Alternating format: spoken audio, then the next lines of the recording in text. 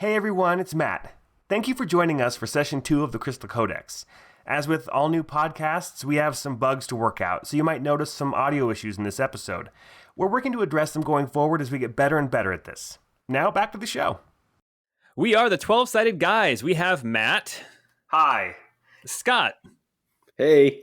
Jordan. Salutations. Sabrina. Hey there. And I'm Paul. Hi. Thank you for joining us on our adventure. Let me start over again. Don't start over again. That was perfect. Especially if we all laugh at you. Okay. And if the only opera you know starts with "Oh Maria, and has lines like "Oh my hero, so far away now," then this adventure is for you. Join us in the Crystal Codex, Episode 2.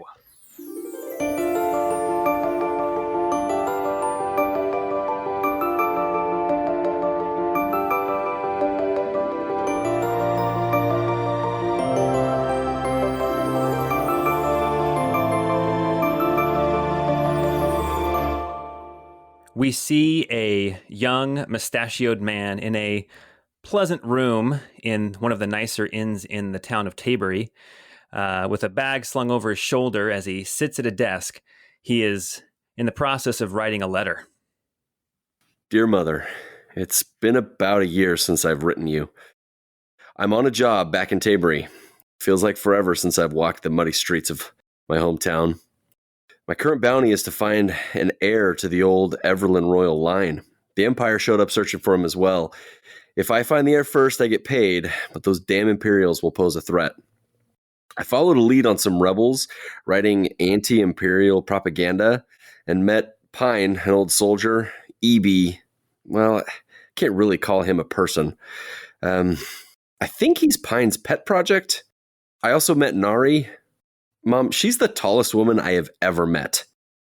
Back to my job. The Empire arrived here in Taybur searching for Pine and EB, I think, and I couldn't turn them in because I was with them, and it would have implicated me in the crime.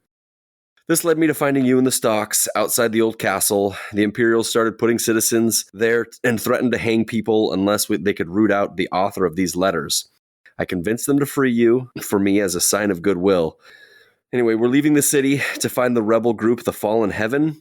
I think that's where the heir of the Everlyn royal line is hiding. From there, I need to find this heir before the Empire does.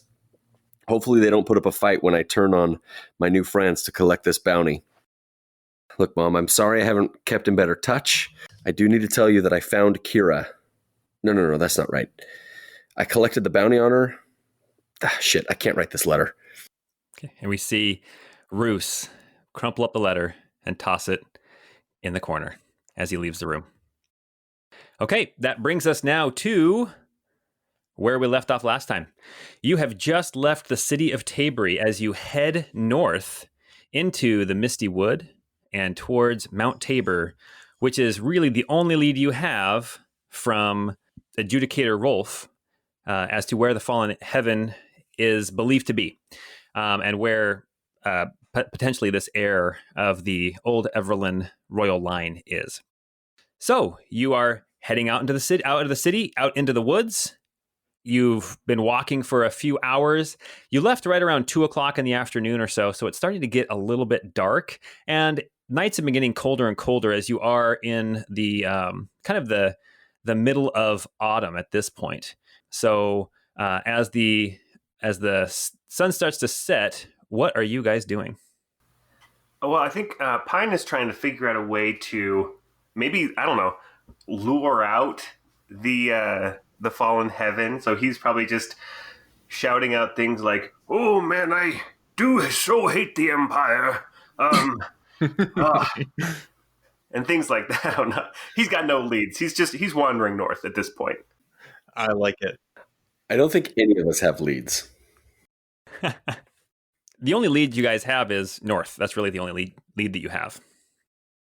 Well, and I suppose with the sun setting and night about to set upon us, we perhaps should take a moment to set up some sort of a camp. Agreed. I can't march like I used to. Do a lot of marching in your younger days? Oh, well, for a little bit, yes, but then I rode a lot as well. Mhm. Ebby, you would know this area. You've spent a lot of time out here in the woods, so you're still kind of in your stomping grounds. You guys start looking around for a nice place to camp, to set up some, it's a place where there's some fresh water, which is not too difficult up here. You get a lot of runoff coming out of the mountains. But with all these trees, it does get dark relatively quickly. So you guys start looking around for a spot. Kind of what are you looking for as far as a camping spot? Ebby doesn't really sleep, so a flat, smooth piece of ground never was much of a concern for him. But I think he's particularly cognizant right now of his companions and the fact that they need to actually rest. And so he's trying to find some place that looks like it might be soft and a place that might be, kind of comfortable to bed down for the night. Does any of this look suitable to you, Pine? Pine would be looking for soft earth or some underbrush, things that could cushion sleeping, as well as shelter overhead in case we got some rain or too much dew. So, yeah, that's what I'd be looking for. And I think Nari would be more concerned about making sure no one's following them. So just something that kind of has good sight of like the road, but is a little bit hidden. Okay. And just remember that you guys, when you left Taybur, you had a writ from the adjudicator himself for Roos to leave. But thanks to having a friend at the gate, Bert, you were all able to leave, even though the writ was only for one person. And as I recall, Pine, he did inform you that he was sticking his neck out for you. Yes. Okay, so as you guys are looking for a spot, and Nari, as you're looking behind you and making sure nobody's following you, I need everyone to make perception checks. All right, I am rolling perception now. Or you can roll investigation if you'd rather in order to find a spot. I'm going to keep the 22. Okay. Nari got an 8. Big, strong 11 from Ebby. I got an 8 as well. An 8 as well. Okay, so Pine, you're looking for a nice spot to bed down for the night. You actually find one not too far off the road with your 22. I believe that is a natural 20. We don't normally treat natural 20s as auto successes, but I mean, it's pretty dang good. Everybody else is kind of, I think Ebby is...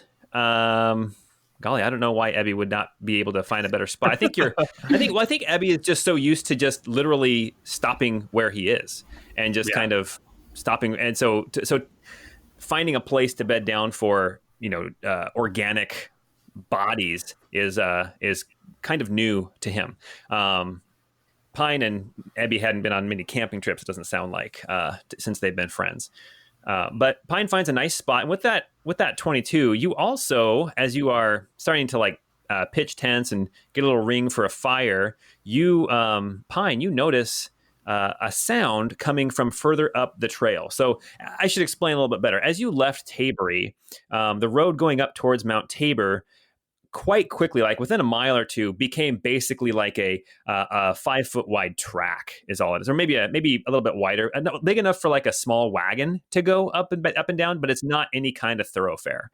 That some people use this trail to go up and look for ruins. Some people use this trail to go through the mountains to get to other places, like some other countries, like Dolin, or the free city up here, which is called Valkanar.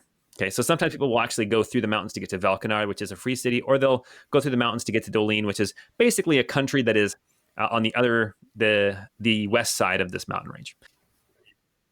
So Dolin is their national anthem. Dolin. No. Dolin. Okay. I knew that was coming, and I thought for sure that I would be the one to do that. But yes, no, Dolin. Hey, dear listeners, Paul and I are identical twins. We often think a lot alike. So, but you hear some noise coming from up further north as it comes down this dirt track. What does it sound? Does it sound like maybe like a cart, or does it sound like some kind of a creature, something that could be dangerous? You hear like heavy footfalls, so it doesn't sound like a person, but it sounds like almost a slow plodding footfall. I'll do the whole like special forces, raise my fists, everybody stops. I'm like, huh? I hear something. Something's further up the trail. Be wary. I don't hear any metal, like any the sound of buckles or anything, so it wouldn't be like a horse.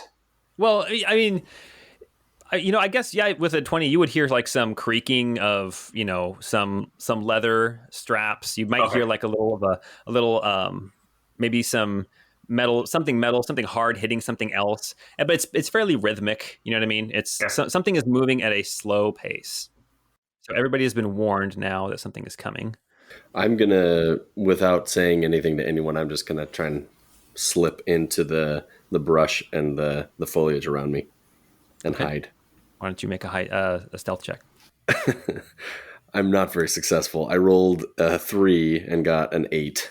You immediately, as you turn to go and hide, you jab yourself in the eye with a low-hanging branch, and you can't help but let out a curse. Cracking crystals. But you still try to hide. Okay. Anybody else? I just think we all should hide. So I'll also attempt to kind of find a spot off the trail. I think that's a great idea. Yeah, absolutely. Okay. Everybody make hide checks then. I rolled a 19 on myself. I rolled a 3. At least you're holding down the fort for us, Pine, The old man walking with a cane disappears. All right. How did Nari do? 11. 11. Okay. Yeah. Okay. So I think what happens is Ebby just kind of ducks behind a tree, but the last little bit of sunlight just is shining right off your dome, and you don't even realize it. So you're just like a beacon hiding in the woods, right? As you are hiding there, waiting to see what's coming down the road, eventually you see that there's some lamplight that kind of proceeds along before whatever's coming down the road, and you see eventually this large, shambling, basically it looks like a big, like woolly ox. Like those oxes that have the hair that like hangs all the way down to the ground. Almost like I guess it's almost like a bantha, but not quite that big. It's got horns, not curled like a bantha, but more like ox horns. And it is strapped. It is packed. It has if the ox itself is like, 6 feet to the top of its back, which is a big ox, then the pack on top of it adds another 4 feet. It's just this massive lumbering, basically pack animal. And walking along in front of it, you see a man who has a lantern in his hands. He looks like he's in his 50s. He has dark skin, white hair, a white beard, and he is kind of talking to the animal. And you see him pull up short and glance over into the woods right at the glinting light off of Ebby's dome. And he calls out, "All right, you can come out now. I know you're there. I mean no trouble." Harleal's whiskers, I didn't mean for him to see me.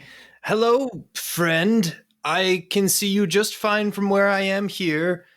Who are you? The man turns to look at you and says, You're all wrapped up like a Bedouin right now, right? Yeah, for the most part. Yeah, okay. He looks like, "Oh, I didn't mean to startle you.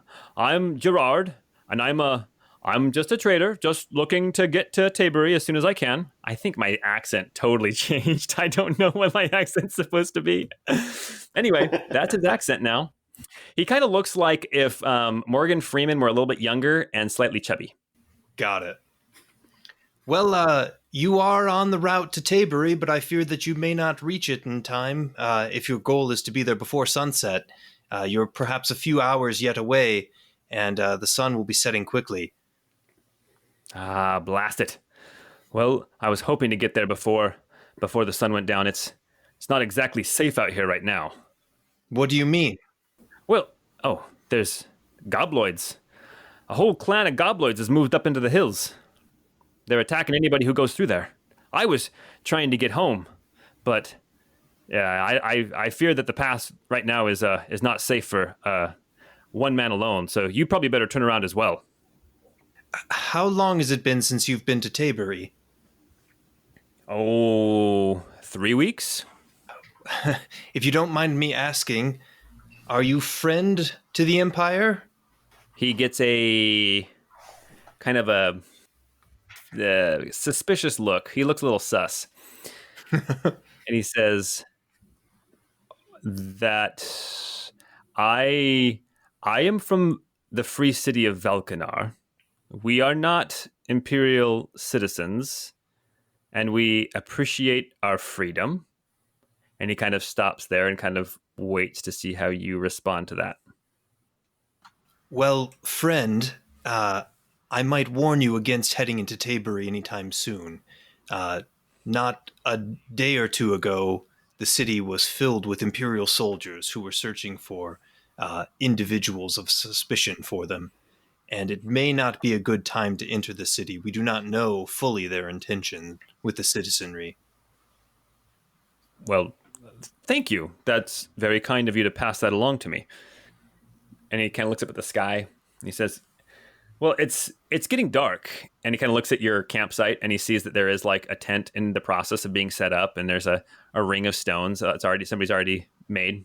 He's like, he's gonna make an insight check. Okay, he got a 10, so he got a 14. He kind of looks around that campsite area and he says, are you traveling alone? This is a couple of tents for one person. Well, it is not just myself. I feel safe to tell you that much. Can I make a kind of an insight check too to see if this guy seems trustworthy? Sure. Ooh, a 20. Nice. Yeah, he seems like when you asked him about the Empire, he seemed to have a similar response to what you would have. Basically feeling it out, and then his response that he gave about like being from the free city and appreciating his freedom. You assume that he's no friend of the Empire, but you also notice that on his person he's not heavily armed. He has like a short sword at his waist, and he's not wearing armor or anything.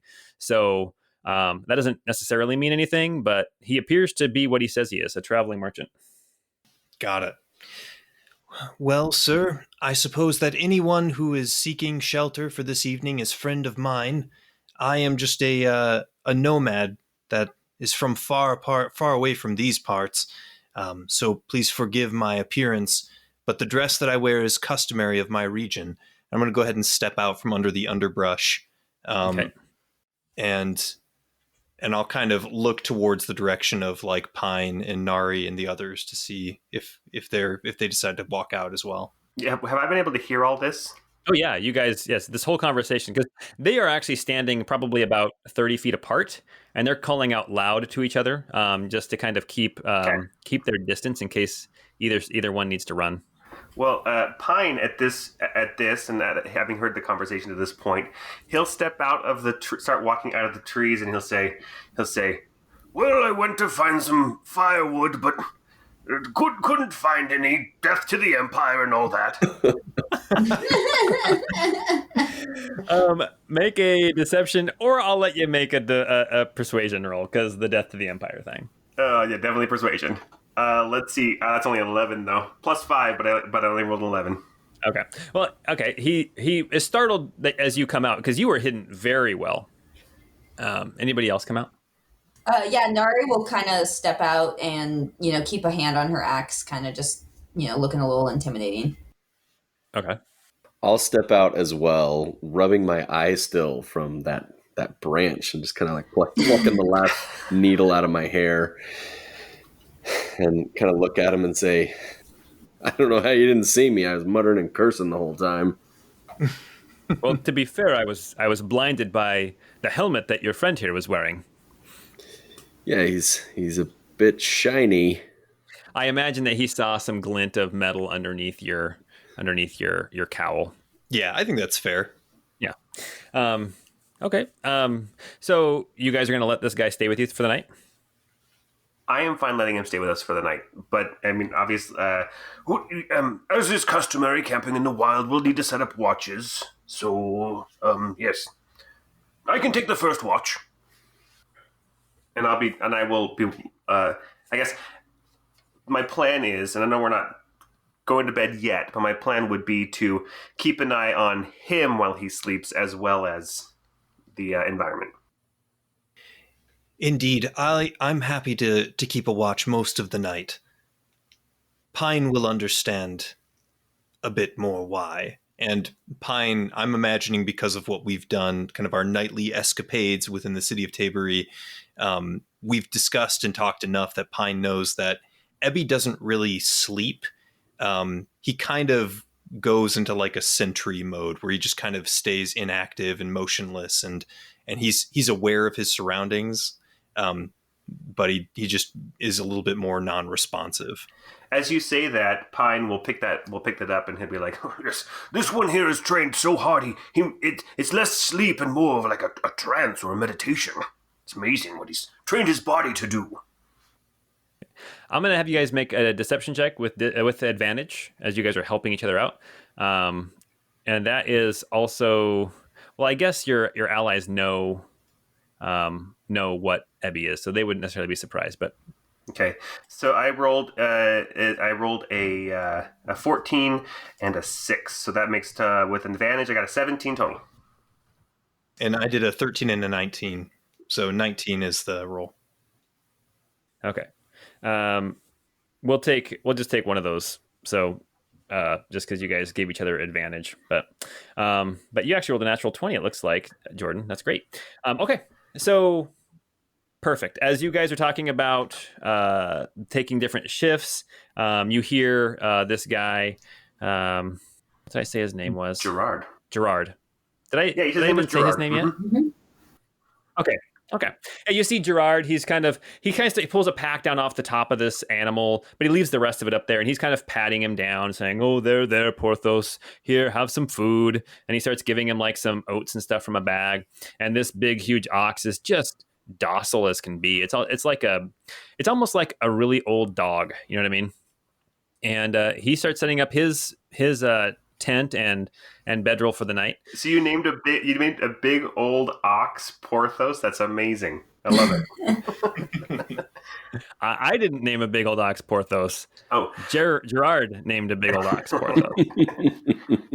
So, wasn't he one of the Three Musketeers? Yes. was. Sure, yeah. It was, Oh, he yeah. definitely was.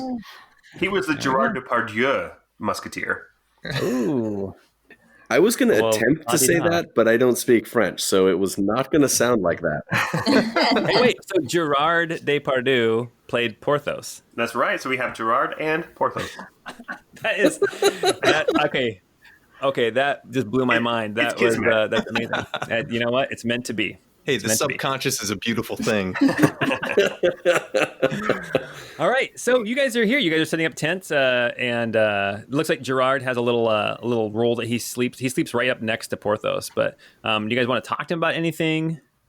Any questions for him? Plenty of conversation we can have around the campfire. Okay. Yeah, I'd like to ask him where he's coming from, and what he's planning on doing in Taybur. Okay. So you ask him that. So he says, "Oh, I was actually trying to get to Velcanar, which is home. I've done my rounds and I'm ready to go home and take some of this." And he pats the pack on the back of Porthos. He says, "I'm ready to take some of these goods that I've gotten all over the empire and take them back home and sell them. But I can't go this way. I'm afraid I probably won't get home till spring at this point." How far away is Velcanar? Velcanar, through the mountains, it would be probably about 2.5 or 3 weeks if the weather's good. But this time of year, you're never sure. Porthos has kept me warm many nights, and the cold doesn't seem to bother him, so I just stay close to him usually. But like I said, the pass is not safe right now. So you're just going to let it go? The cold doesn't bother him anyway. Now that's in my head. Beautifully said. Well, and you know what? I got to go back to when Ebby was talking about being in Sentry and totally emotionless. I was going to say, except for his heart. He's lump. Oh man. Okay, so yeah. So he says the pass is not safe, and you say, What exactly is making the pass unsafe? "Oh, there's a whole pack, a whole clan of gobloids has moved in." Am I familiar with gobloids? You would know what gobloids are. Okay. Yeah, I mean, picture Final Fantasy 2 or 4, if you will, and when you leave Baron and you get attacked by things out in the woods, you know what I mean? Basically The imps and Yeah, porcupines. Final Fantasy imps, basically. Okay. Do they have D&D, porcupine? D&D goblins, basically. Okay. Oh, and by the way, point of order for anyone listening to this, we are playing Dungeons & Dragons 5th edition. I realized I never said that anywhere in any intro, but that's what we're playing. I was just going to say, with my time out in this region, kind of, would I have ran into those gobloids before? Have I known that they've been in the area, or is this more of a recent development? Why don't you make a... well, you would just know. No, this is fairly recent. You have not encountered... You've encountered like 3 or 4 randomly in all of your travels, like at a time, but just a whole pack or a whole clan moving into an area, especially one that you're so used to traversing, this is definitely a new thing. Got it. I want to relay that to the group and just let them know, I've spent quite a bit of time in these hills and mountains and forests, and, I've only ran into a handful of these at any given moment, but this is a rather new development. I have a thought. I look warily at the merchant, and I just decide to say it anyway. And I say, well, if I were trying to hide out somewhere, I would spread a similar rumor. So it's either real gobloids or a ruse to keep people off their tracks. And then I'll ask the merchant, so Gerard, did you actually see any gobloids while you were traveling through? So he looks slightly confused at what you're saying, and he says, no, I did not, but I heard their calls. I heard their calls, and I saw some of their signs, some of their totems that they leave, their skulls on sticks and their other talismans that they leave behind. Did you run into any other people on the way? We actually we're looking for a contact of ours who came up this way. Did you run into anybody else up on your way?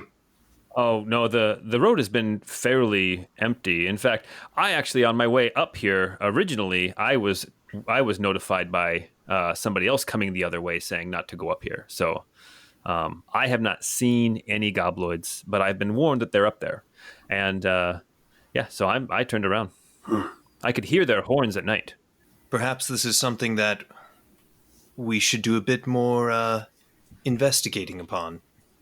It seems like a solid lead, yes. He looks a little incredulous, like, what, you're actually going after them? Friend of ours, Nari, how do you feel about confronting some gobloids? I have no problem checking out the situation and seeing what's going on in the hills. Well, all right. If you need anything, I might be able to, sell you some of my goods if that might help you in your quest, I guess. Well, that sounds wonderful. What kind of wares do you peddle? I have various things. I have tents and sleeping bags. I have jewels and gems. I've got potions. I've even got a few weapons. Ooh. Although it looks like you guys don't need any of those. What sorts of potions have you got, sir? Let's see. What sorts of potions does he have? Indeed. I am going to... If I can find it, I apologize. I am looking. There it is. Boom. Never apologize, Paul. Own it. Yeah, I farted. Jealous. At least you owned it. That was a joke from Saturday Night Live from years ago. So in case nobody got that one, sorry. It's an old joke. It was Amy Poehler. But anyway, okay. He pulls out a couple of different colored vials. He's got a couple of red ones that are like healing potions. He's got a random really, really bright red, almost like it glows red. And then he's got another one that's kind of orange that also is kind of giving off light, but it's different. Like the orange potion is kind of giving off almost like firelight, like it kind of flickers like fire. But the brighter red potion looks like the smaller healing potions, only brighter red, like a solid bright red. Does that make sense what I'm saying? Mm-hmm. Yes. Okay. Yep. And then he has another potion that it looks like water. How much for the vodka? He's like, "Oh, this is not vodka," and he kind of swirls it around and he pops the cork and sniffs it and puts it back on, and then he hands it to you. He says, "If you drink this potion, I promise that all of your problems will disappear." Well, I do have problems, with all the money. More money, more problems, as they say. I have heard that saying. He points to he says this one, the brighter red one. He says this one is like these other healing potions, although it's more effective, it's more potent. And then he picks up the orange one and he says, and this one, it's quite potent. It'll give you some bad breath if you catch my meaning. Or maybe you don't. It will let you belch fire. Ooh. Did pick up on that. Okay, just wanted to make sure. I mean, I'm not sure who I'm dealing with. You guys seem like you're pretty smart. You're pretty with it. Paul, I think I don't know if I've told you what I had for starting inventory choices. I don't know if you wanted to know that, but you know what? I trust you. Whatever you tell me you've got, I trust that you've already got it. But got it. Well, yeah. So I mostly, other than those goggles of night vision, I spent the majority of my remaining money on consumables, specifically a couple potions of greater healing and one potion of fire breath. So maybe we can retcon and just say that I'm going to go ahead and purchase those 3 potions from this gentleman right now. okay, fantastic. Yes. So that is going to be okay. That is fine. We can do that. Yeah. So it's quite expensive. So you buy 2 potions of that the brighter glowing, the greater potion, the greater healing, and then you buy 1 potion of fire breath. Is that what you're looking to do? Yes. Okay. So that he's a little looks a little skeptical that you'll be able to afford all 3 of those, but he says, okay, well, that's going to run you 450 gold. I believe I have that here. You have that much? You've been holding out on me. Heavy. Well, yes, I'm a light eater, so... Okay, because I've been picking up the tab for all of our drinks, and now thinking about it, I'm the only one that's been drinking. Okay, I understand. You still split the bill. It's just polite. All right, so you hand over 450, and he hands you 2 of these potions that are greater healing, and then he hands you a fire breath potion. Excellent. Thank you very much. He says, now don't mix those up. Oh, I believe you. Anybody else? Anybody else interested in anything I might have for sale? I've got weapons. I've got a couple of scrolls. He kind of looks through at you guys. He's like, no, probably not those. Let's see here. Yeah, I don't know if you, with your current quest, I don't know if any of you, any of the other things that I have would be of interest to you, except for maybe these healing potions that I've got. Well, I left town without very much currency. I think I'll be fine. And he kind of opens up his jacket and kind of pats his saber on his hip. I think I'll be fine. Okay. He looks at you a little bit. You can tell he's a little bit. You've seen it a lot lately, especially as you have been aging, Pine. You see the people that they underestimate you, and you see in his eyes he's underestimating you with fear, like he's afraid for you because he sees you as this feeble old man walking around in the woods with a sword. But he doesn't say anything.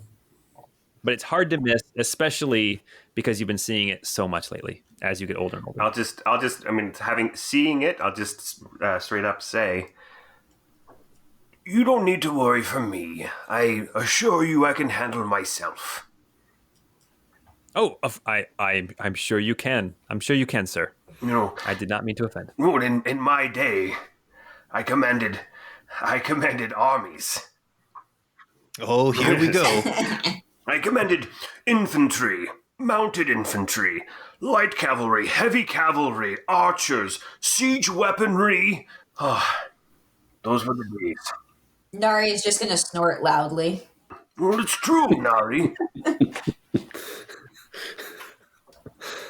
I'm gonna whisper to Gerard, don't get him talking about that one battle. Oh. So there I was in this one battle.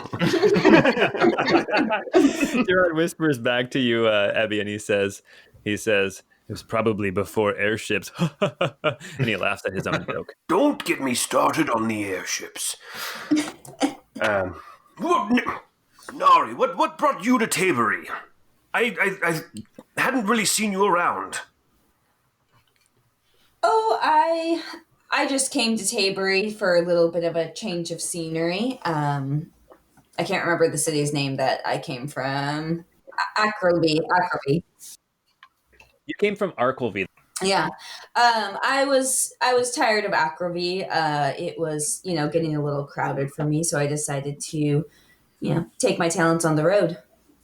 I guess I have a question for you, Sabrina. Mm-hmm. Is that Nari's real reason? Well, no, but I'm being a little guarded because I don't necessarily trust these people completely yet. Okay, so I guess, are you willing to take her at face value, Pine? Yeah. I'm not gonna pry more than she's gonna give up. That's fine. Yeah. Perfect. Okay. Then no rolls needed. I'll pull out 50 coins and hand them over to Gerard and say, I'll take one of your healing potions, and I'll wink at him and say, for the old man. For the old man.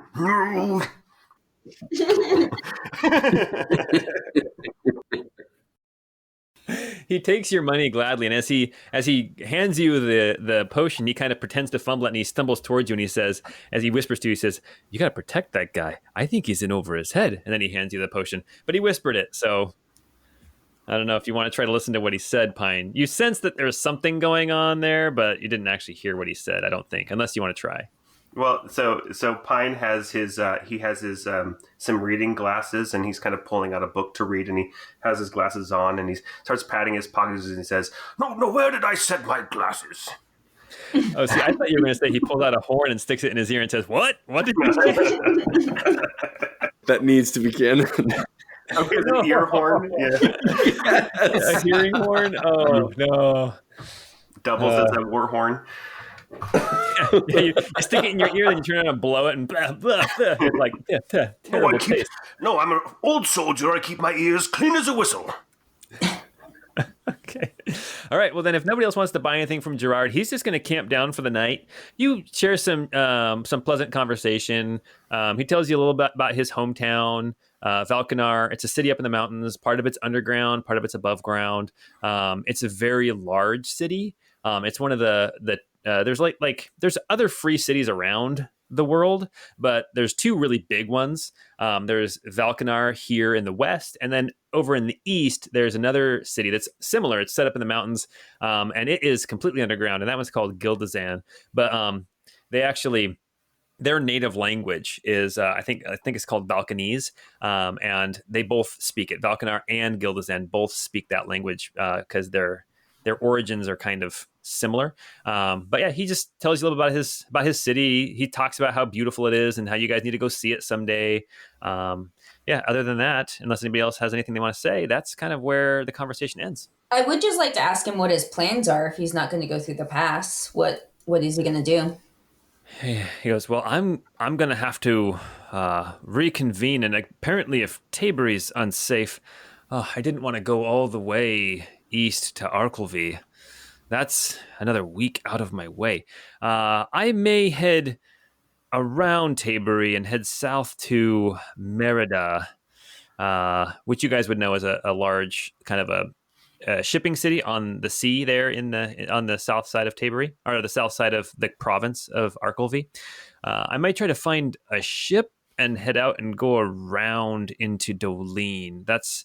I think that's probably my safest bet at this point, but I'm just so disappointed. I was so looking forward to being home, and now it's weeks and months away at this point. You're not the only one who misses home. I understand that. He says, well, where's home for you, Mr. Pine? Oh, well... I'm assuming you used your real name. Oh, yeah, just call me Pine, yes. Mm-hmm. I'm originally from, and takes a deep breath, Colinium. There's obvious disgust when he says that word. He can taste it. He can smell it. The situation there changed for me, so we resettled in Taybur. Been there for the past 10 years or so, maybe longer. He kind of nods his head. We'll see how clued in he is. He nods his head. He's like, I think I understand. And if that is it for conversation tonight, then you guys get your rest. It sounds like Pine is staying up and going to watch Gerard for a little bit. And then Ebby is lump. He's lump. He's lump. He's in his head. Is that how it's going to go? Oh yeah, for sure. Sad alone in a lonely swamp or mud flowed up into your pajamas, and you confuse all the passing piranhas. And I did say piranhas to kind of rhyme with pajamas, but anyway, I know it's piranhas. But okay. Thank the President of the United States for that pronunciation. All right. By the time anyone's listening to this, former president. Oh gosh. All right. Well then, as far as the night goes, it's fairly uneventful. I need Pine, you watch Gerard, and he goes to sleep fairly quickly. You notice though that Porthos, the big ox, the big like woolly ox, his eyes never really close. Like he lays down and he's still, but his eyes are open, and you're not sure if he's sleeping or not, but he seems to be aware of what's going on. But Pine, you're up for a couple hours. Gerard doesn't really move. So then you go to bed, and then Ebby, you continue the watch. So Ebby, what I need you to do, I need you to make a perception check as you are listening. Got it. 11 is technically the first roll, I think, there. Okay, so 11 for perception. So as you are, as you're there, with all these trees around you, and just so you know, the road is kind of climbing up into these foothills. You should be into actual like hills and mountains here by the end of tomorrow, and actually on the base of Mount Tabor by nightfall tomorrow. But as you're listening, it's kind of hard to hear just because of all the trees. They filter out sound and everything. But you do think at one point you hear a in the distance, some kind of a horn, and you don't think it's coming from south where you came from. You're fairly certain it's coming from further up north in the mountains. Could I roll maybe like an insight check, or I don't know if a nature check would maybe be appropriate to see if I recognize that as like a gobloid horn? Okay, you can make well, there's no need to make a nature check because you know it's not a natural horn, right? It's not like a bellowing animal. It was definitely some kind of a constructed instrument. But you can make an insight check. I don't know. It could have been Porthos relieving some gas. True. So I rolled a 15. You see like the curtain of hair over his anus just like shake in the wind. Kind of billows out for a moment. Aha. Yeah. No, Porthos is some kind of weird animal. He actually has a cloaca. He's laying an egg right now. No, so 15 insight. Yeah. That could very well be like a hunting horn of some kind for a gobloid. You in the gobloids that you've run into in the past, like over your 5 years of traveling, a couple of them have had like bone, like a horn. Horns made out of horn. That they'll blow, and that could very well be that sound. But it sounds like it's distant. However, because of the trees and the hills, it's kind of hard to tell exactly how far distant. Got it. Okay, cool. You figure not immediate danger, but there's definitely something out there. Perfect. Okay. All right. Other than that, if you don't wake anybody up or anything, then your night continues on, and gradually you see the sun start to peek up over the hills. It seems like it's taken longer for the sun to come up because of the hills. So when the sun does pop up, all of a sudden it's kind of just bright and in your face. The dawn is kind of dark until all of a sudden the sun pops up over the hills, and it is morning, and all of you awake.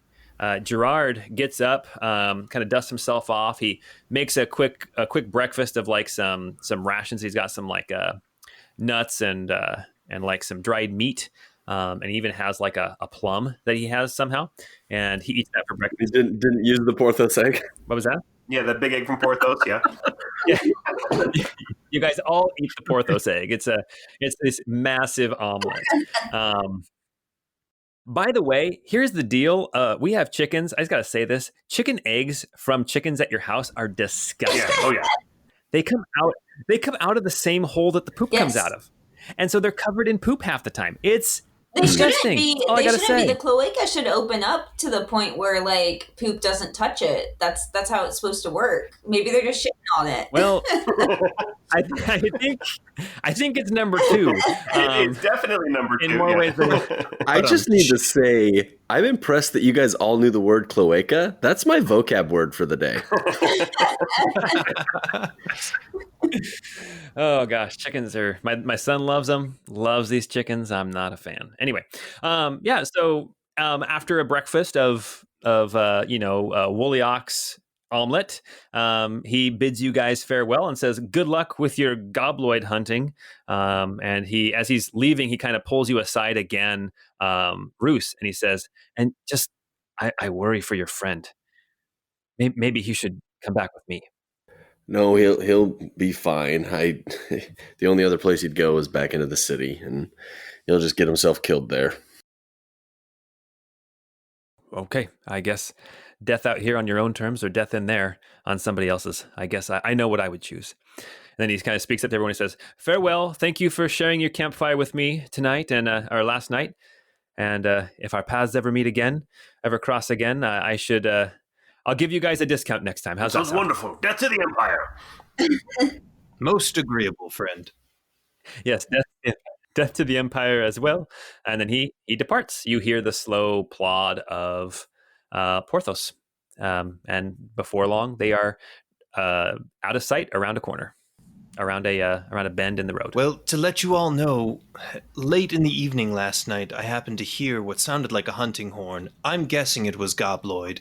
It was far enough away that I didn't want to wake any of you. There was no immediate threat or danger. But I think that as the day progresses, we'll want to be on our guard. It sounds like a plan. As Pine draws his sword and now will start hiking with his sword in his hand until his hand gets tired, then he'll put his sword back away. This brave show of defiance for about 5 minutes, and then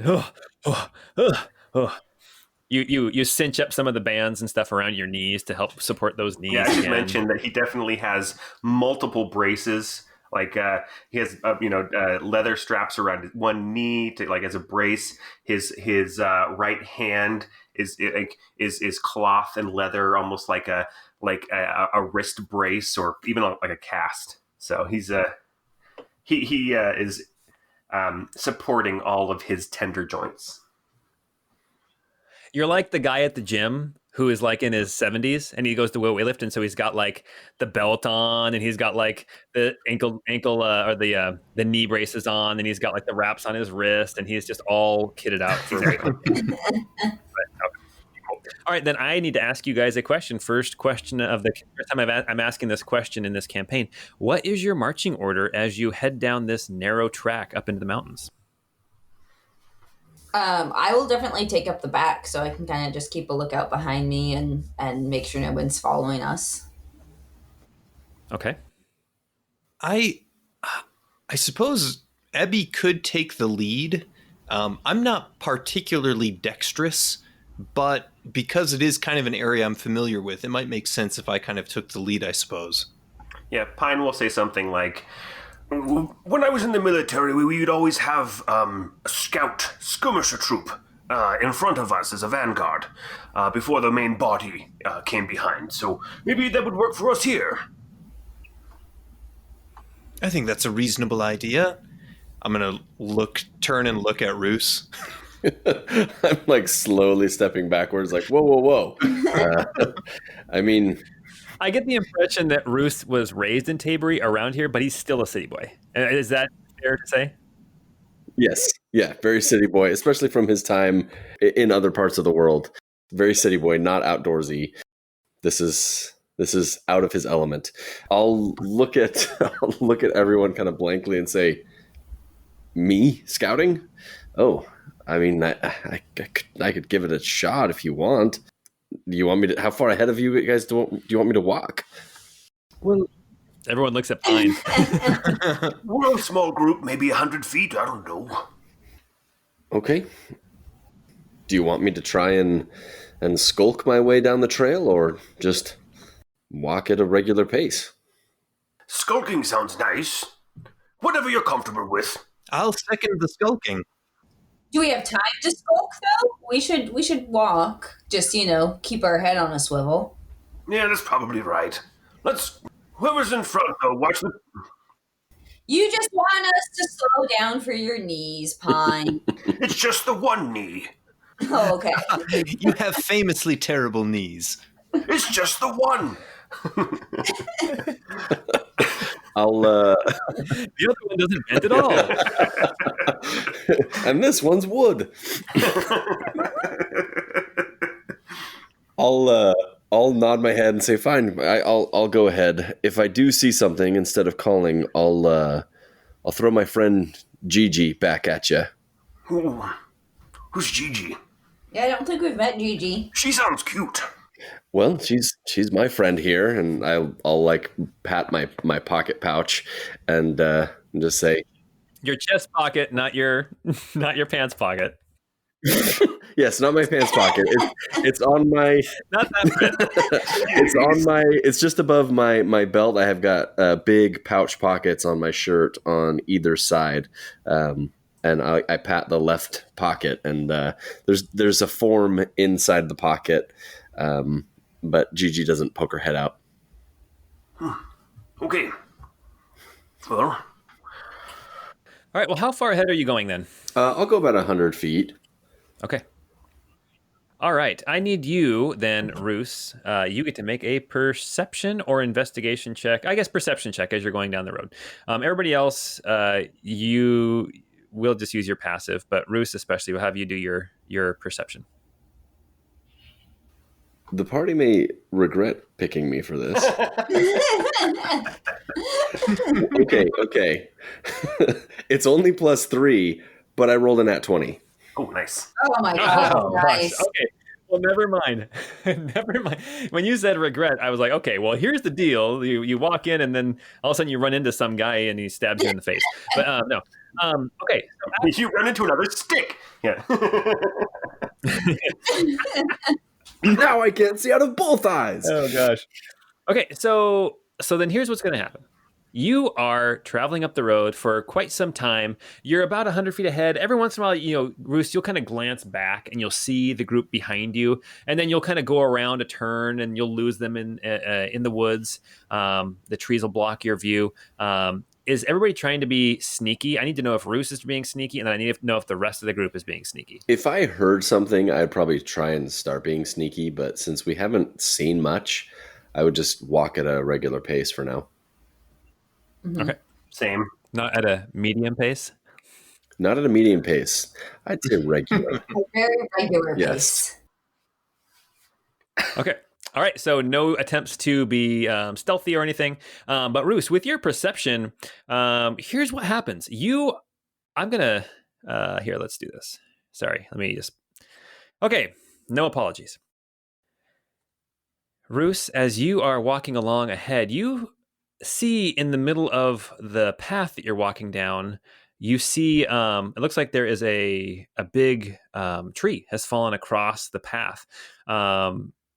And with your perception, you can see that it looks like it was an old tree. Like a lot of the branches had already fallen down. It looks like it had been through maybe a fire like decades ago. And if you were just seeing it in passing, it looks like the tree finally just gave way and fell across the road. But you see, as even from a distance, as you kind of approach the tree, you're about 20 or 30 feet back, you can see some marks on the bark. It looks like either chain or some kind of thick rope has rubbed around the trunk, and it looks like the tree was actually probably pulled over and across the roadway. Now, you guys being on foot, getting over this would be no problem, but you know that a cart trying to get around this, that would cause quite a bit of a problem. So this is what you see. You're about 20 or 30 feet from this tree. There's forest on your left, forest on your right. The road continues north. And it looks like it'd be fairly simple to jump over. Everybody else is probably at this point kind of catching up as you're kind of examining this tree. They're probably about 30 or 40 feet behind you. And you guys can all see that Roos has kind of stopped. What do you guys want to do in this moment? I would like to check and see if there's any like footprints or anything around that we can kind of see. Okay, why don't you make an investigation check? What's anybody else want to do? Ooh, I got a nat 20. Is that like a raised plateau on that west side of the road? Kind of. It's just kind of a hill, so it's not like basically. Line of sight is going to be hindered while you're in here because of the size of the trees and everything and all the bush and the undergrowth.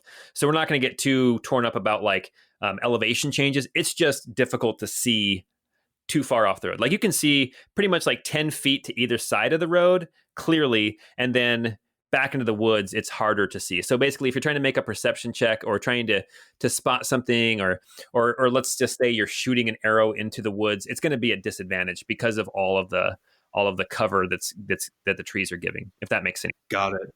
Yeah, I think what I'd like to do is maybe as we approach, I may feint towards that hill a little bit and try to see if I can't get some higher ground to have a better vantage point of the roadway. Okay. Yeah, not a problem. So you kind of head off that direction. Nari, you kind of, when you see Roos stop, you look down at the ground and instantly just your eyes focus and you see what looks like a bunch of small footprints in the kind of the soft, wet earth. It hasn't been raining a lot lately, but it is still that time of year where we get a lot of moisture. The morning dew. The morning dew. At this point, it's probably about noon, so the sun is pretty high in the sky, like a butterfly in the sky. Oh, sorry, I'm sorry, that was terrible. Oh man. Can I tell like how old the tracks are at all? Like at all? How old? Well, they're pretty fresh because they are. I mean, they're right there in the kind of the soft ground. They look small, like a child's size. Okay. As soon as Pine sees Roos stop, he will draw his sword and basically move up to meet Roos. All right. So this is what we have. We have Nari is back, kind of about 30 or 40 feet back, checking out the dirt, while Pine goes up to join Roos, and Ebby scurries off into the woods. So I'm going to need Ebby. Can you make a perception check as you are moving through the woods? And are you trying to be stealthy? That's the other question I want to know. Are you trying to be stealthy at this point? Yeah, I do want to be a little bit stealthy right now. Okay. So only an 8 on my perception roll. You want to make a stealth check then as well. Sure thing. Please be better than an 8. A 12. Okay. You can hear like sticks and things that you just, you know nature, and yet still something you think it's probably all the cloaks and things that you're wearing. They kind of just get caught up sometimes, and so like you're kind of slipping through where you think you're going to be able to slide through and not make any noise, and then the cloak just kind of grabs a little branch and you hear a little crack, but it's not too terribly loud, and you feel like if somebody was going to notice anybody, it's the two jokers standing right in the middle of the road, or Nari standing further back looking at the ground. Okay. I am going to have Roos and Pine and Nari just make perception checks with disadvantage, please. All right. Well, it could have been a 22, but it's only a 9 for Pine with disadvantage. I rolled those exact same numbers. With disadvantage, it's 17. 17. Okay, so here's what happens. Ebby, you get into position kind of on this rise looking out. As you look down at the tree that's fallen over, you can see that just with your knowledge of how trees normally fall over when they're dead, this thing was tugged out of the ground, okay? This was not a natural a natural fall. That's about all you get. Pine and Roos, you guys are kind of scanning around looking, and you are both looking to the left, kind of where Ebby went. As Nari, you glance over to the right just in time to see these small figures come busting out of the woods right by Pine and Roos.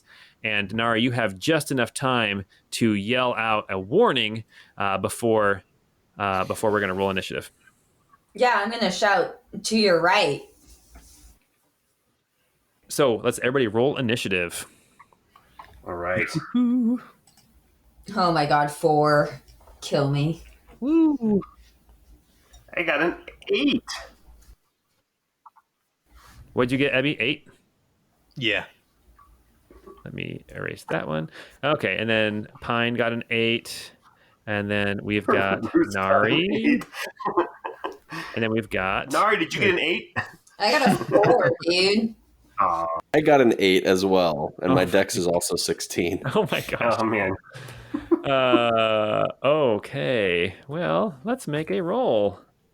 I'm going to make 2 rolls here real quick. Let's see.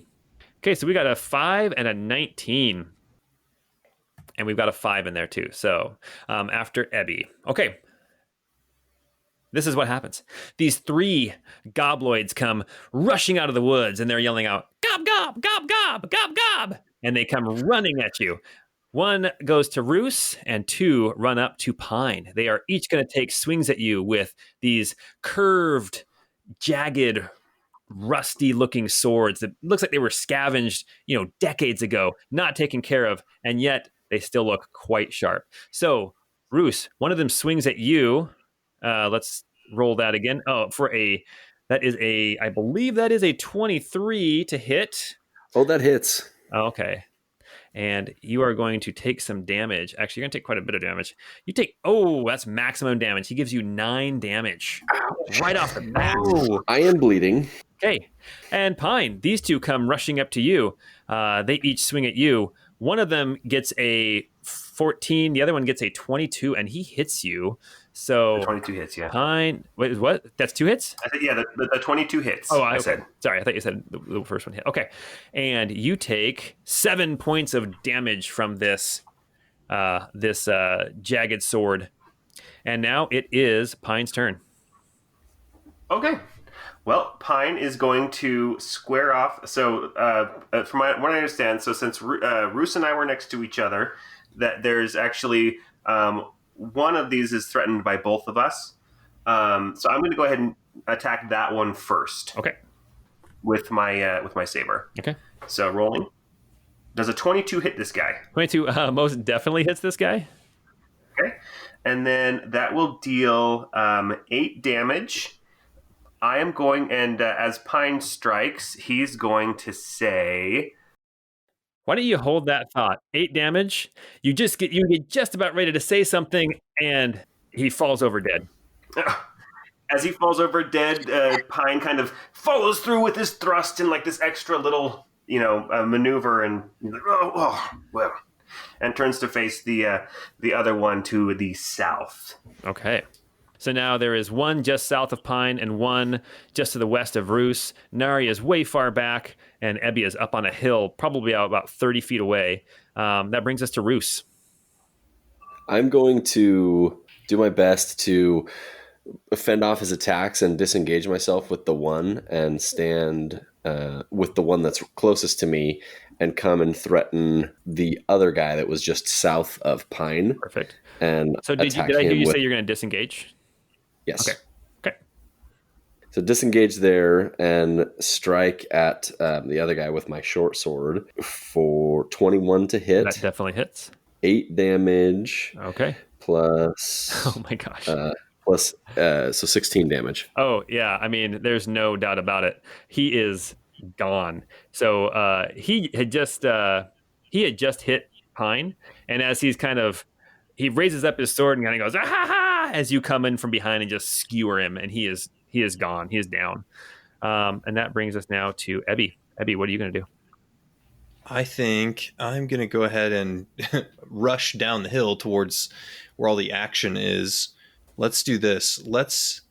You said I'm about 30 feet, you think? Yeah, probably about 30 feet. You can get there. You can get there in one turn. Okay. Well, actually, no, you can't because you're moving through a lot of underbrush, so it's rough terrain, it's difficult terrain. So you can move Yeah. like 15 feet is your normal range. So it's gonna take you a move and a dash to get there. Perfect. Let's do that, and then I'll use bonus action to kind of pull out the polished rod that I have kind of attached to my leg, Okay, and use my innervating strike to kind of get that thing charged up and ready to use. fantastic. So you're just gonna kind of be down here by Pine then. Yep. Okay, perfect. All right, and then Ebby, after your turn, you hear. So before you heard like these gob gob gob gob, and now you hear a hob hob hob hob as a. Am I incredibly stupid? I apologize, guys. No, I love it. No, I love it. It's Okay. awesome. Suddenly It's you see. exactly what I imagine goblins sounding like. Well, they were gonna say first. They were gonna say chub chub chub. Like Ewoks, chub chub chub. But then I was like, no, that's too Ewoky. And then they were gonna say what was it? Oh, I had it. Oh, then they were gonna say dick dick dick dick, like that was from Spaceballs. But I decided Yeah. probably not that one either. Ding, ding, ding, ding, ding, ding, ding, ding. I guess it is Dink. Now they're just Pokemon. They just say their names. Out of the woods come these two larger gobloids who you guys would know are called hobloids. And they are usually, they're bigger, they're meaner, they stand more upright. They also have these big, well, not big, they have these jagged, kind of rusted, curved scimitar looking swords. These ones look like they're taking better care of their weaponry. They're also wearing pieces of armor. It looks like it's like cast off armor, like they found off a corpse or something. But it looks like they have bits and pieces of like chainmail on them. They're carrying shields as well. And they come rushing out of the woods as well. And what we have one is going to rush up. We're going to go odds or evens. Odds, it'll attack Ebby. Evens, it'll attack Pine. And it is going after Pine. Pine, you can be grateful that roll that I just made was to see who he attacks and not if he hits, because that was a natural 20. Okay, he is going to attack at you, Pine. And he rolls I believe, a 15. Does that hit? A 15? No, my AC is 18. Okay. And this other one comes rushing out to get behind Roos. And he is going to now attack at Roos with his scimitar. Ooh, does a 23 hit? Yeah. Okay. 23 is higher than 15. Okay. So here's what this hobloid does. He goes, hob, hob, hob, hob. And he swings at you. He deals a whopping 7 damage. Ouch. Plus, he has an ally right next to you. And so he actually deals a little bit more damage than that. He deals an extra 2d6 damage. Which, thankfully, he rolled 2 1s. So that's an extra 2 damage. All right. How are you doing over there? Oh, I don't feel very good. I have had considerable blood loss. Okay, fair enough. All right. And then that brings us now. Oh, wait, and then one more thing. Nari, out of the woods, an arrow comes flying at your head, but it gets kind of deflected by some of the trees and the branches. It's definitely coming from the same direction over on the right side of the path out of those woods that the hobloids and the gobloids came out of. Nari, it is now your turn. Okay, so I'm gonna move up a little bit. Okay. You can reach basically any of the combatants. Okay, I can. Okay, cool. So I would like to help Roos. Which one is he? Since he's not doing great. Okay. I guess he can just kind of come over here and hit this guy. Yeah, attack the one that was attacking Roos. Yeah. Perfect. And so then I will attack him with my great axe, and I rolled a 20 total. That definitely hits. Sweet. Okay, cool. So then I will do 10 damage. 10 damage. Oh, he just finishes up hitting Roos, and he's reeling up, ready to strike again, and you hit him so hard that he like almost drops his shield. He is hanging on by a thread. All right, brings us back to the gobloid. There's only one left, and he is going to rush at Ebby. Ebby, he is going to attack at you. He's going to hit you with a 13. Does that hit? That does not. Okay. And then he uses a bonus action and he disengages and he backs off here into the woods. It looks like he might be running. Pine, you're up. You've got a hobloid right in front of you, and then there's another hobloid attacking Roos, and then there's a gobloid running back into the woods off to the right. Okay. Am I close enough to touch Roos? Oh, yeah. Okay, so I'm going to reach out my hand onto Roos's shoulder, and I'm going to say, courage, the fight is ours. And I will go ahead and use my commander's morale to heal Roos for 10 hit points. Nice. Much appreciated. Okay. Is that it? Yeah, that'll be my turn. Okay.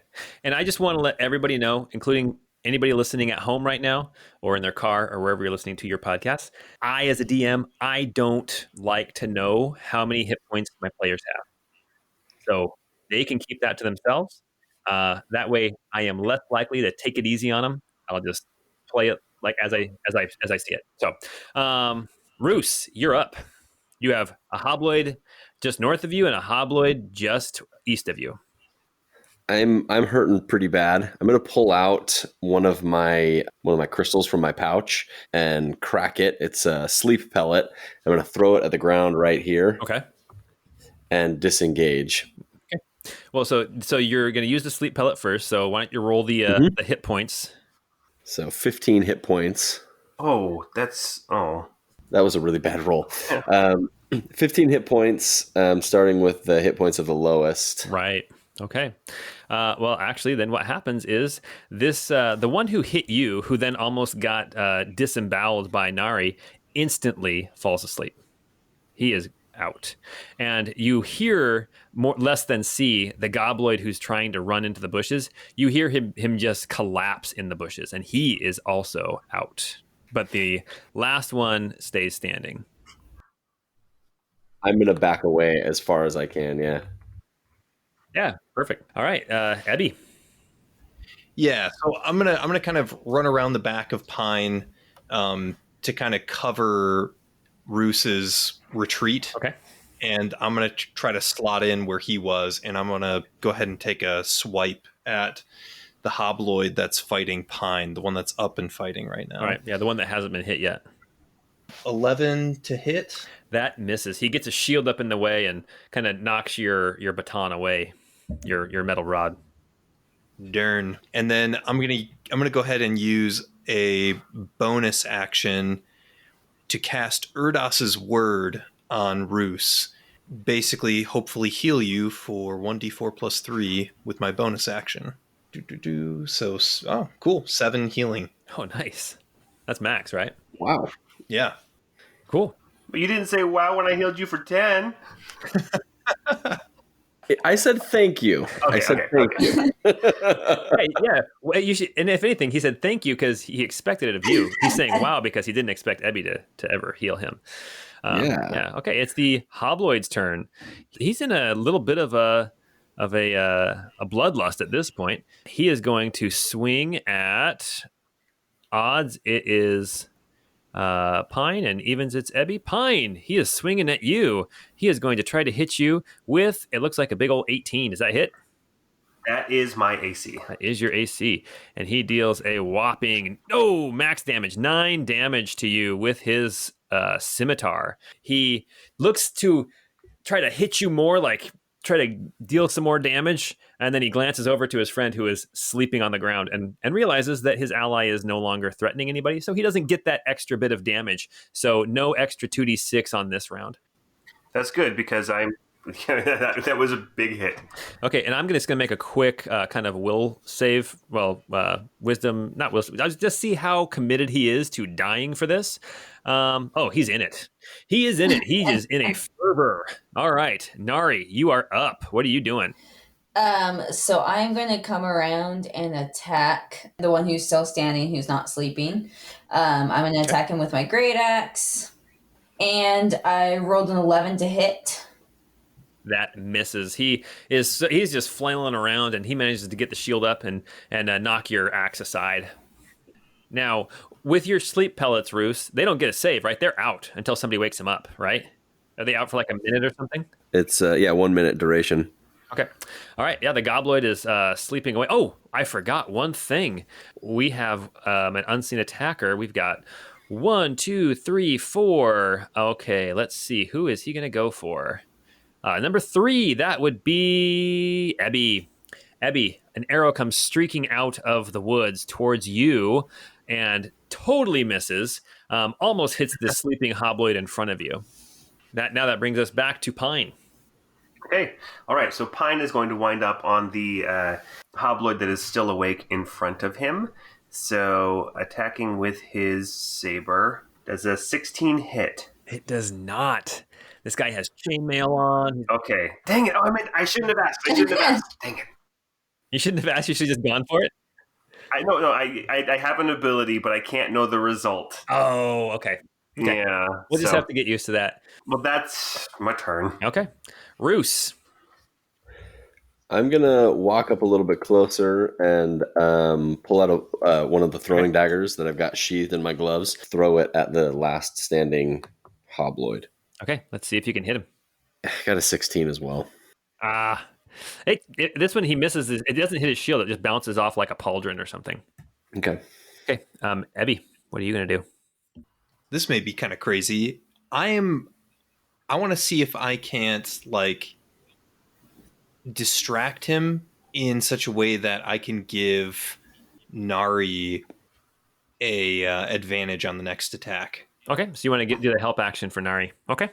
Exactly. Awesome. Cool, yeah. Nice. You kind of start poking in, not really trying to hit him, just kind of trying to distract him, saying like, hey, you person, you sack of crap, or whatever you say. Yeah, what do you say, Nara? What do you say, Ebby? Oh, man, I'm on the spot here. I think he's probably spouting off something kind of like about nature and harmony and such, where it's like, it's only fitting that the strong survive, and in this case, it won't be you. Sorry to hear it. And yeah, just kind of taunting him, maybe flicking dirt or kicking dirt up at him or something. That was cold, Ebby. That was cold. I'm proud of you.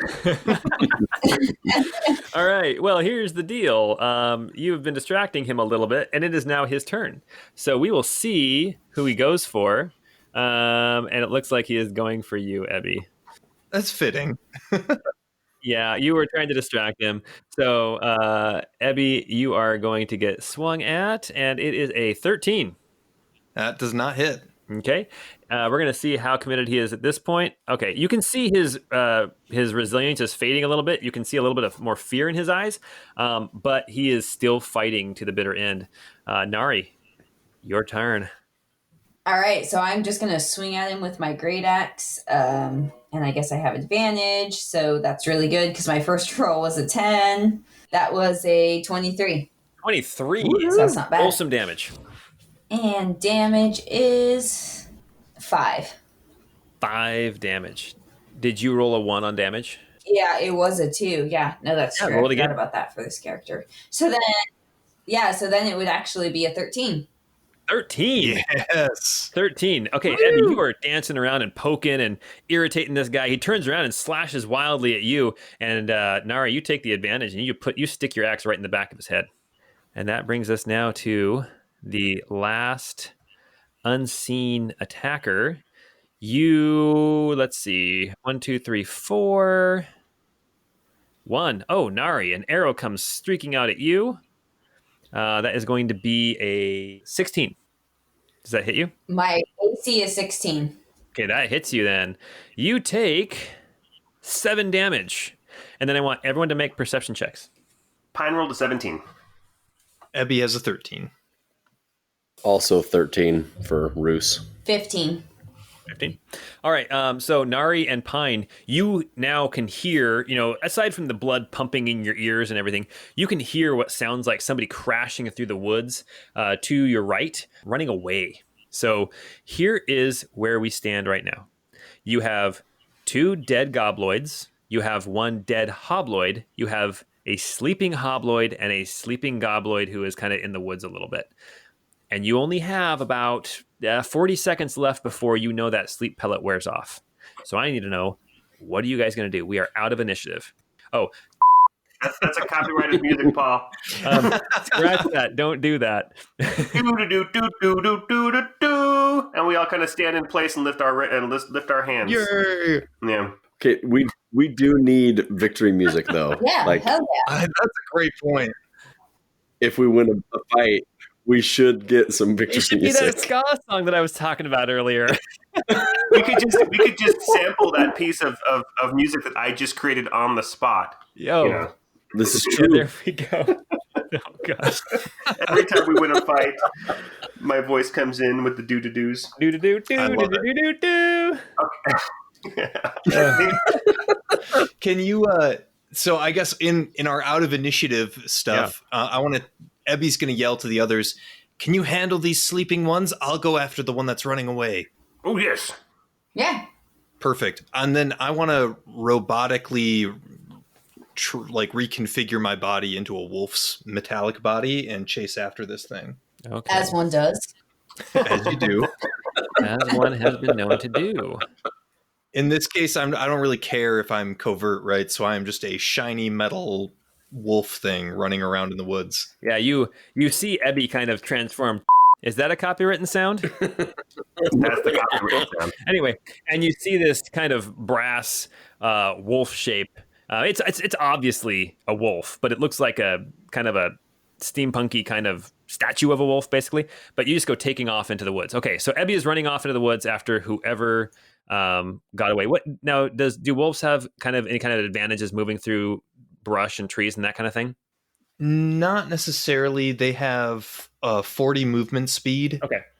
So, and I'm assuming I'll just take the dash action for as long as I need to try to close the ground. Okay. And then I also have keen hearing and smell, which gives me advantage on wisdom perception checks that rely on hearing or smell. Fantastic. So if I can't quite see them, I'm hoping that'll help me track them down. Okay.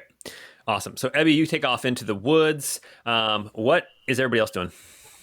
I got a question. Do I know? Does Pine know if gobloids or hobloids can speak anything but gobloid? Why don't you make a history check? Ooh, I actually can do this, but I got a 6. Either way, I think we should wrap them up and keep them captive. Agreed. Ruth slowly puts his knife away and pulls it off of the throat of one of them. Honestly, weapons. Pine right now is getting weapons as far away from that, like just grabbing them from them and chucking them, up by the fallen tree, so that we can start tying them up. And Pine, you being the swordsman, every time you pick up one of these swords, you just can't help but feel just bad that these swords were so disrespected. Mm-hmm. You toss them off into the woods, kind of behind you guys. What's everybody else doing? You guys have like 20 seconds at this point. I'll pull out some manacles and tie up the hobloid. Okay, so the hobloid has manacles. Yeah, I'll grab the one over here and I'll tie him up as well. Although I don't think we need both of them. But that could be some good leverage as well in questioning. All right, so you actually have manacles, Roos. You actually put the manacles on this hobloid just as his eyes start to flutter open. Nari, you're in the process of wrapping some rope around this gobloid as he wakes up, looks you in the eye, and goes, gob, gob, gob, gob, and he starts thrashing and struggling and realizing that you've got him. He's not going anywhere. And he just goes, gob, gob, gob, gob. I'd like to activate my scarf of comprehend languages. What? Ooh. Oh my goodness. I forgot about that. It's nice and like a purple color. It'll adjust it a little bit while I activate it. I imagine it's kind of like Gryffindor, where it's like maroon and gold, kind of like purple yellow. I'm picturing like a Scooby-Doo ascot personally. Yeah. I was thinking like a great big huge anime scarf that covers half of your face and then like is trailing behind you 6 feet long, blowing in the wind at all times. Whatever image you think is the funniest looking, that's the one that it is. Here's an off question. Didn't Mikasa in Attack on Titan, didn't she wear one when she was a kid, like a big scarf? Yes. That's kind of what I pictured, was like that. Yeah, that's kind of what I had in mind too when I was growing up. Every time I hear the name Mikasa, I think Tsukasa. Oh yeah, Mikasa, Tsukasa. You know what I think? I think of the brand of like dishware from Target. That's exactly what I think of too.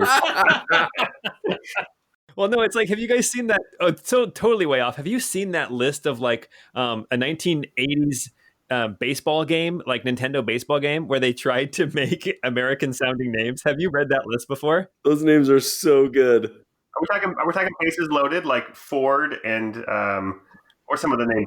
No, these are way better. These are way better. Like Rajit Thornan and stuff like that. Just these random names, like Mickanellinery or something like that. Like they put a Mick on the beginning and then some random. Oh, it's really good.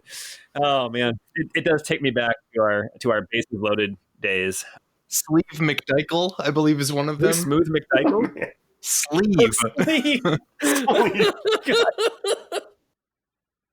All right. At this point, the gobloids are dead or bound. There's a hobloid in manacles, and Ebby has just taken off into the woods after some unseen attacker during the battle. Congratulations, guys. You just won your very first battle in the Crystal Codex, and that's where we're going to stop for tonight. Woo, yeah. All right, I hope everyone enjoyed listening to this session of the Crystal Codex, and we will see you next time.